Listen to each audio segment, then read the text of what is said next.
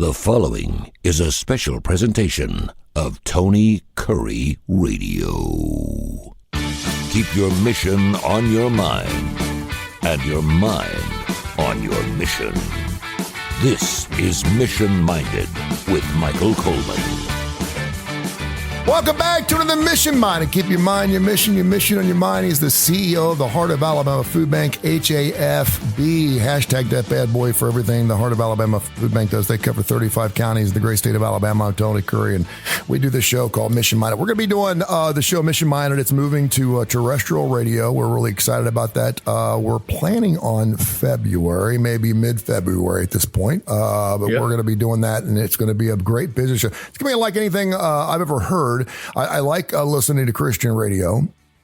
It makes me feel good. There's nothing better. Sometimes you just get in the car and you just want to hear something that motivates you or strikes you. And I just need to hear some Jesus. I need to hear some God stuff. I need to hear some faith. I need to hear some grace. I need to hear some hopefulness. And sometimes I tune in and I can't find it. And right here in the Bible Belt of the United States of America, we should have a show that speaks to a 50 to 60 to 70-year-old man or woman, and talks about how we can get closer to our Lord and Savior, and at the same time maybe do a little business while we do that, because what we do is business here. So I'm excited about that, and you have done a lot of homework.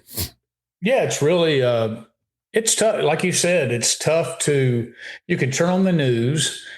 You can hear what's going on. You can hear, kind of your legacy media. It tends to have more of a progressive slant. There's plenty of conservative perspectives, podcast shows, all those.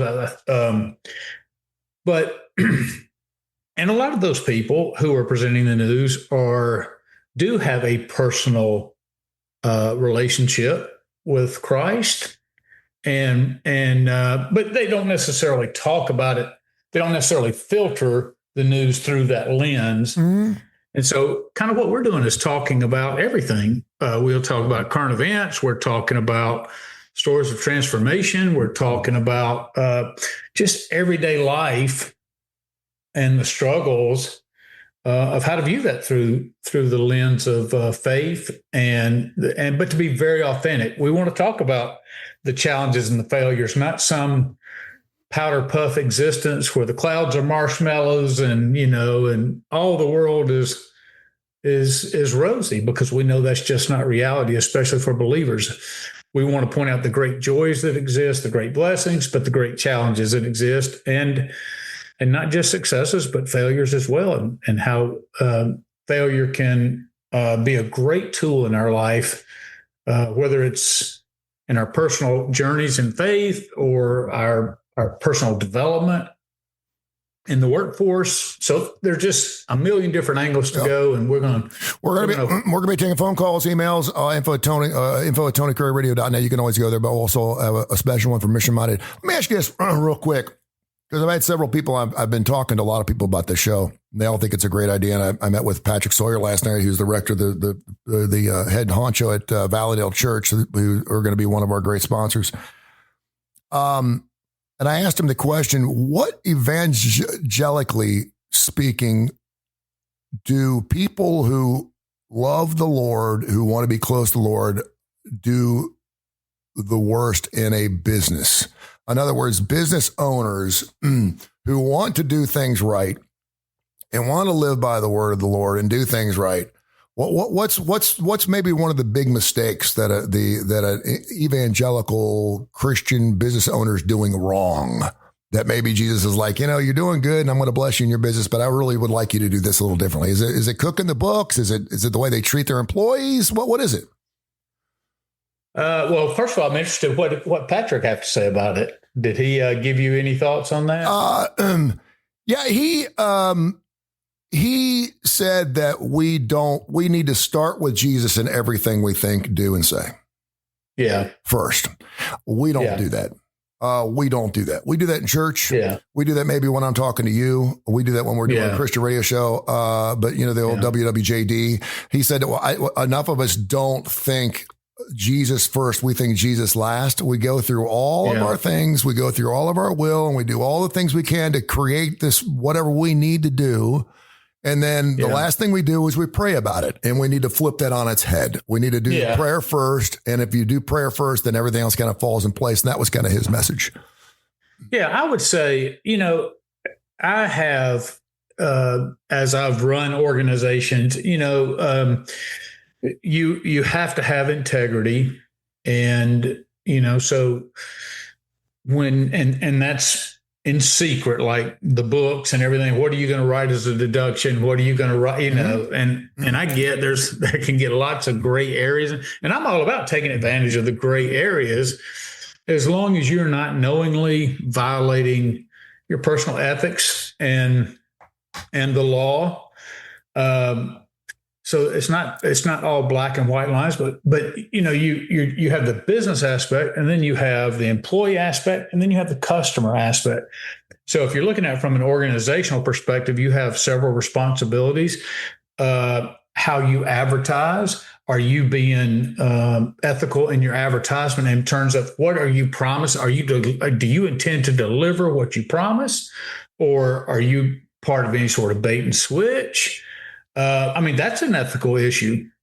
When you talk with your employees and you mention faith, do you run, do they see that? Now, when I say that, if people came in here and caught me at my worst on one single day, and they heard me say some things, or they heard, they just caught me at a really bad time, they'd say, oh, Michael says he's a Christian, but he does this. That's all of us. If we're under the microscope, you're going to see humanity lived out in all of us. So it's a constant battle going on. I've had employees try to tell me, oh, you're supposed to be a Christian, but you're firing me. And it's used as a form of manipulation when you bring accountability to people. I have it with our agencies sometimes where I want to be compassionate. I want to lead with compassion. I want to lead with fairness. I want to lead with understanding and empathy. But to me, part of being a Christian is also bringing accountability to those that you serve. It's and every once in a while, we've talked about this on Bite by Bite. There are times in the food banking business when an agency will utilize, like during the government shutdown, there were some pantries, unfortunately, they're church pantries, and some other organizations that I would not put bulk boxes, 10-pound boxes and 25-pound boxes out of fear and based on their past behavior, that they would sell those boxes, that they would turn it into a side hustle. And so, and when you bring accountability to people, and sometimes I've had to cancel agencies, terminate agencies, then my faith gets thrown into it. Or, I get called, if it's a person of color, I might get called a racist, whatever it is. And those kind of things, can set you back. So when somebody's attacking you like that, it's oftentimes very difficult to respond in a love your enemies and pray for those who persecute you and, call you all sorts of names and all of those kind of things. But it's where part of it is having an emotional intelligence, understanding that just because things get hard doesn't mean that we throw off the coat of arms of representing Christ. But then there's a whole nother aspect of that is, well, what happens when you do fail to be Christ-like? What do you do from an organizational perspective? What do you do towards an employee? How do you act towards customers and your neighbors? I mean, it just goes on and on. And I wrote this down. Make it right. The first thing you got to do is make it right. I think a lot of times we try to damage control, particularly what our position is, whether it's in politics or anything else. And now politics is like whatever. You find out someone's cheating on their husband. That used to be the end of it. Now it's like, who cares? I mean, it's just really, it's so that just, and it's unfortunate that we feel that way because it still means something.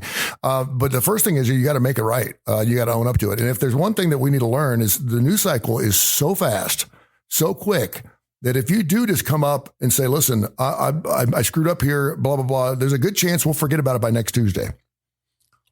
Yeah. But, when I think back over the last 5 years, with what happened at COVID, then what we saw was a total shift into what our society felt was okay and not okay. Now, Jesus didn't shift during COVID. But our society and cultural norms and cultural expectations began to shift. Mm-hmm. And so it caused us, okay, what do I now as a believer in this setting, how do I respond? And we know a lot of people live their world out on social media, both on the left and on the right. A lot of people, especially, I'll be the first to admit, as a white male, it stinks when all of a sudden you become the enemy of society. That you're the perpetrator, you're the source of all evil. And the last they want everybody at the table except white males, and a lot of us went through that. And so, even to the point that I had a personnel attorney in Birmingham tell me, the only person that doesn't have any standing in court, like a complaint, mm-hmm. is a white male. If you're a female, you have a gender. If you're a person of color, you can fight an issue on race discrimination or things of that nature, disability. But if you are a heterosexual white male, you basically are not allowed to bring a grievance to court because it's not going to, nobody has any sympathy. Nobody has any, and to me, I look at it from true justice. It doesn't matter. That's why the whole legal thing, that the justice is supposed to be colorblind, and you look at what's happening and with the shifts, and now we're kind of swinging back the other way, and people are feeling the weaponization of race. And again, I'm not saying everybody does that. I'm just saying it was a reality. That's kind of lessened now, where people don't feel like that's because it's been so overused. And here's the thing: there are cases and times of legitimate racism, and I want to be on the front lines fighting against that. But if everything is like crying wolf, if you can't bring accountability to an employee of color because you're afraid that you're going to be called a racist, and look, I've lived it, I know it. Mm-hmm. It can really strain the morale of an organization, the effectiveness, your culture.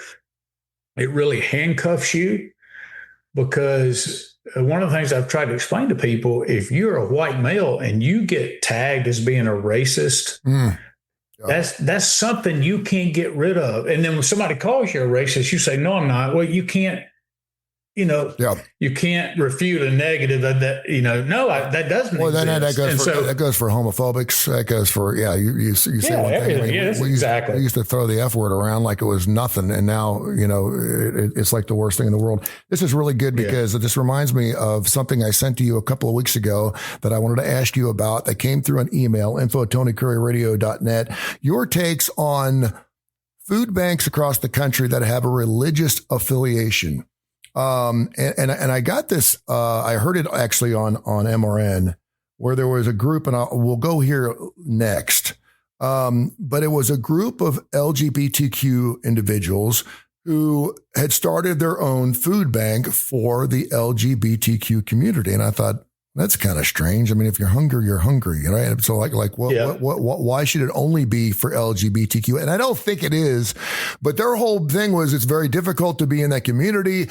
People are already looking down on you. There's a lot of hatred there, blah, blah, blah, blah. And for the most, she made it sound like there were some actually people being biased towards that community when it came to getting food at a food bank, which I have a hard time believing because you don't have to state your sexual affiliation when you go to the Heart of Alabama Food Bank. You're a human and you're hungry, you get food. Let's back it up a little bit because there's a lot of, Shepherd of the Hills is a wonderful church that I do AA with. I do wonderful things. They started this food bank thing and I said, I'll help you out. She goes, I don't want your help because it'll get too big. I don't want, anyone in their church can go down. It looks like a little store. Yeah. They go down there and grab whatever you want. There's always food there. I don't know where they get it from. But it's Shepherd of the Hills. It's Episcopalian and anybody. She's like, I don't care. Your Catholic friends. And that's one thing that I think people need to remember with Mission Minded in the show we're doing on a Christian radio station, The Truth 101.1. We have our affiliation with our religion and our laws and our religions and what we believe. But this show is going to be open to everyone that wants to talk about anything, and that goes for atheists too. We're not getting into we're not going to get into doctrinal differences. Thanks to you that we got that taken care of because the owners, and I'll be straight out, the owners, Crawford, were like, there's no way we're not allowing a Catholic on our radio station. Like what? Yeah. Well, and so like we talked about just traditionally, Catholics have EWTN, I think is the title for it. Yeah. And Guadalupe Radio. And they focus on Catholic issues. Sure. And so they're serving. Oh. Yeah. And then Christian radio is not making a statement necessarily of what they believe about Catholicism. But it primarily deals with biblical issues of faith, primarily through an evangelical perspective. Mm-hmm. And so, that's,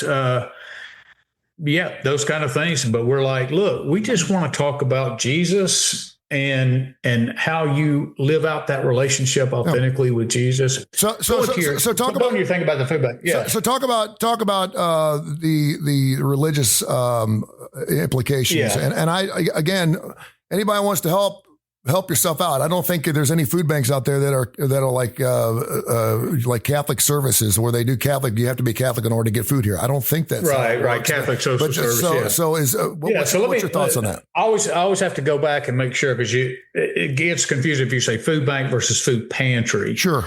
So the food banks are the ones who are sourcing the food. They're the ones contracted with Feeding America, and Feeding America was very DII focused until the Trump administration came in. But it was very DII focused. And I'm not saying good or bad, but it was it was good in the sense that it was making sure that people were not ignored and that people were not discriminated against. One of the things we have to do every single year is we have to recertify all of our agencies.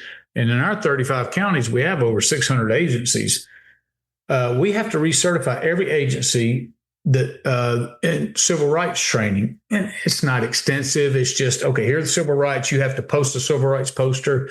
And the bottom line is you can't discriminate on the basis of somebody's sexual orientation and again, nobody's asking you what your sexual orientation is, but sometimes people wear their and maybe it's even a stereotype, but we know sometimes people dress a certain way or present themselves in a certain way.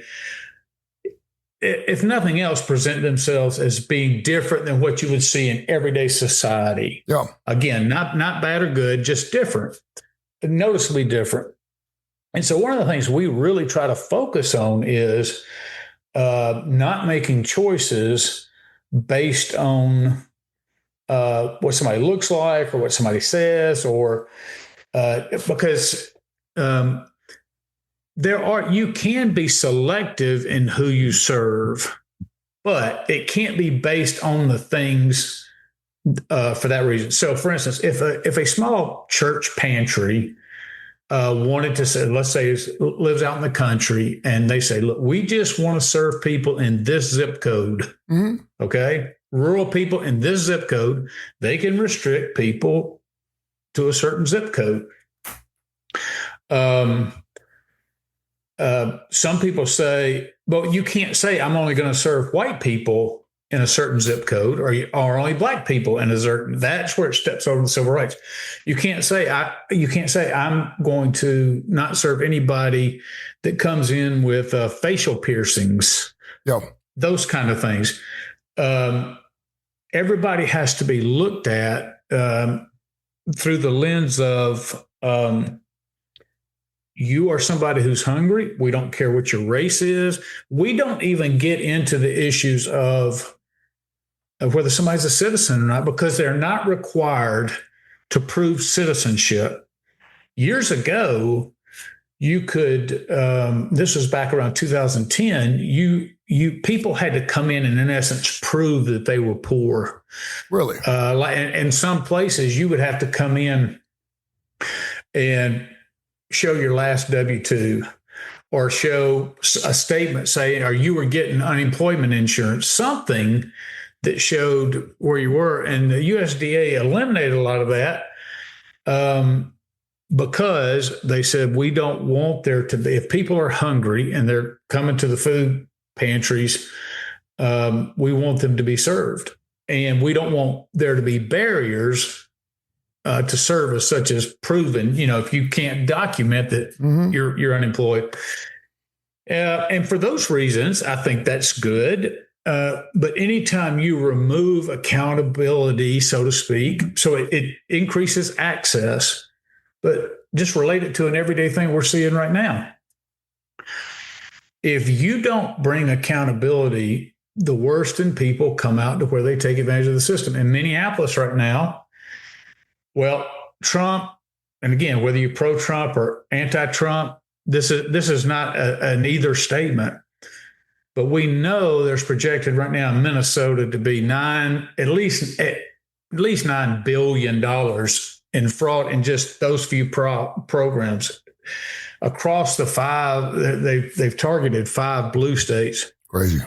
Because a lot of the blue states have made choices to eliminate accountability in terms of reporting to the government. The red states complied. I think 29 red states complied when the federal government says, we want to see your binding list of people you're serving Medicaid to, people you're serving SNAP to. And from my perspective in dealing with this, I'm like, why is that an unreasonable request? You're getting federal tax dollars. It's not. And if you're giving it out, I'm like, okay, I'm not asking to cut it. I'm not asking, I don't want to hurt anybody. I know people need help. I want to help them. So do it. But why, from a state's perspective, are you concerned about giving them the list? Even if they came up and said, okay, you've got 100 people on here who aren't a citizen. Okay, well, you figure out how that happened. But if you've brought in tens of thousands of people that are getting government benefits who by law are not, and they're going to bring that accountability, to me, that's only a good thing. So if you break it down to a smaller scale, that's what I'm saying. We teach the pantries to serve, but they're and we don't want to create artificial barriers that prevent people from getting the assistance that they need. But we also want to make sure that we're utilizing, because I have responsibility. When a guy sends me $5,000 and asks me to buy food, and I take that like that's coming out of my own pocket. Mm-hmm. And so I'm going to make sure employees are doing what they should do. I'm going to make sure that we're responsibly utilizing our resources, and the food that we give, we're going to follow up to make sure that the people in need are getting it, and people are not taking that and abusing it Yeah. So, it gets messy sometimes. It gets difficult, but at least I guess if they're helping. Do we need have a gay food bank? I don't know. I don't know. But if you're gay and you feel more comfortable getting food there, then go get your food there. I just make sure you take care of. Here's my thing. Feeding America, and I may have mentioned this before on Bite by Bite. Feeding America at one time was talking about the importance of being aware of each. So we break down each county by race and who we're serving. My pushback on that was, I mean, I still comply to anything I'm asked to do. But my pushback was, let's say I have one county with 100% white, poor white, another county with 100% poor black, and another county with 100% pure Hispanic. I am going to serve each of those counties with the same enthusiasm, the same care, the same quality of food, all of that. Nothing's going to change. Now, having said that, though, there is some aspect to it that I think is interesting. And one is sometimes the food that we get donated through the Walmarts and things like that, if we give that to Hispanic families, a lot of them don't know how to utilize that food. They've never cooked with that kind of food. They have ethnic diets. Yeah. And so I think that is a legitimate consideration. So if I had a pantry that said 50% of our pantry, we're going to serve Hispanics, then I'm going to do my best to either get more Hispanic essentials that they can better utilize, or with any new foods that I'm handing out, I'm going to try to give them recipes that teach them how to use the food that, if we can't provide them more ethnic, if I'm using the term right, ethnically oriented food. So that's how we can serve people on a better level. But I would never choose to serve or not serve based on what somebody looked like, based on whether they were atheists, whether they were a believer, whether they were gay or not. None of that concerns me. If there are people who are hungry, I want to help them. We got a email here from a young lady named Kelly. She heard us talking about a particular stat a couple of weeks ago about women who are overweight are more likely using SNAP than underweight. I don't want to get into that right now because because it's a show on and of its own. And there's something else I needed to ask you about first. What are your takes on the new food pyramid? And how does that affect you? I love it.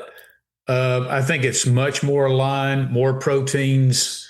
The pyramid before was, sweets at the top. Yeah, less sugar. But it didn't give enough information such as ultra processed food. Didn't talk anything really about that. So when you get into ultra processed foods and you think about it, the health issues that have arisen, particularly over the last 80 years in our country, and how many different chemicals. Now, do I still eat it? Yeah. I mean, I'm not somebody I'm not a health nut. I should be much more healthy in what I choose to eat, but I don't. And that's another issue. I eat like a raccoon at the bottom of a dumpster. But there are a lot of chemicals, preservatives, and things like that we don't know the long-term effects of, that we think are safe. I don't think the government is intentional, but in the past, lots of times they've made decisions that were based on that. You look at Europe, and I rarely turn to Europe as a good example, but there's a lot of things we put in our food that Europe bans because they believe it's long-term harmful. I think we have so much stuff in our food, we can't even pronounce the things that are in our ultra-processed food.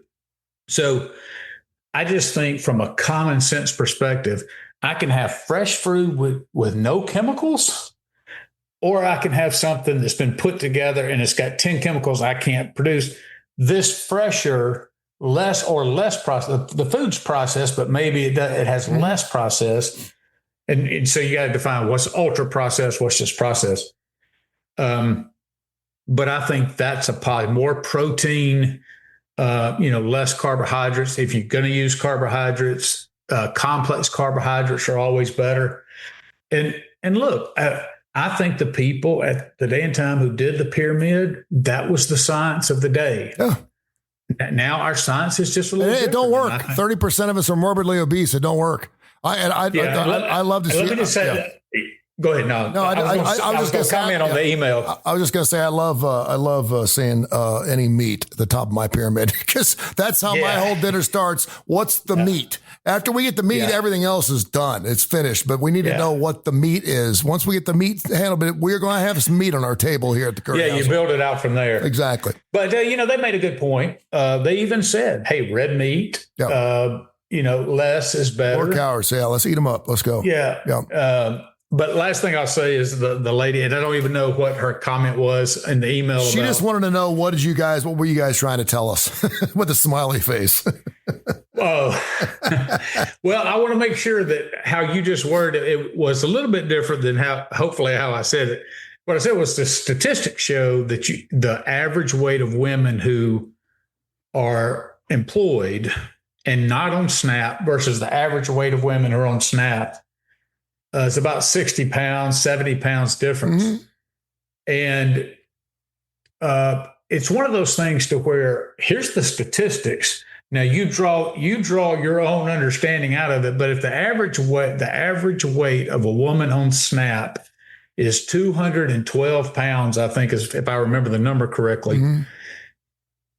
I think what it says is, for me, it helps reshape things like, do you want to take candy and sodas and unhealthy food off the SNAP benefit rolls? If people are not making healthy choices, and I know this sounds interventionist, but at the food bank, look, we get a lot of bakery items, a lot of cakes, a lot of sweet things. We end up throwing them in the trash. Not all. We still distribute those things. But years ago, the food bank was really heavy on that because bakeries always stayed full because the waste was not that costly. So we were giving out a lot of that stuff. And I'm like, I even told the president of the CEO of Publix, you want to pick up from your bakery, your excess from your bakery every day. We're very thankful. I love Publix. But it puts us in a bind a little bit because we have people who have weight problems, morbidly obese, health issues related to obesity, diabetes, all that kind of stuff. And I said, you're asking us to give our people something that I'm in my heart conflicted with, because I feel like I'm not giving them good options and choices. My dad used to travel to a couple of bakeries in around the Westchester area and would deliver them to churches on Sunday mornings after he got done with his route. And he'd always stop by White Castle. You know, White Castle, the oldest. Yeah. Yeah. Fantastic burgers, better than Crystals. The Northern Crystals, right? It's not, yeah, but it's so much better than Crystals. Anyway, but like once a month, he'd come home with a box of White Castle buns because they were past their production date and they were still fresh, and there would be 5,000 buns in a box. And my mom would get so excited because we were going to have White Castle pizza so she'd take those buns, put a little tomato sauce and a couple of pieces of pepperoni and cheese, man. And we had dinner for like the next 3 weeks. So my dad would always bring those boxes on. So great stuff, my friend. Also Bite by Bite, another wonderful show. And super excited about the Mission Minded moving to terrestrial. We'll continue to do Mission Minded here on Tony Kurre Radio. We're going to do the same thing. We're not going to do it any differently here. It'll be the same show, but it's going to sound maybe just a tad different, but we're really excited about that. But Bite by Bite is going to be coming up here next. You mentioned you had something already for Bite by Bite. What are you going to talk about? Yeah, we're just going to talk about, when struggling is good for an organization. Of course, I'm going to do it through the lens of a food bank, but starting out the new year, we look back, there was the government shutdown. It caused a lot of struggle, but that's good sometimes. It's good for us to struggle individually. It's good for us to struggle organizationally, and just talk about how that turns my view to more optimistically. Wonderful. To 2026. It's up next. This has been a special presentation of Tony Kurre Radio.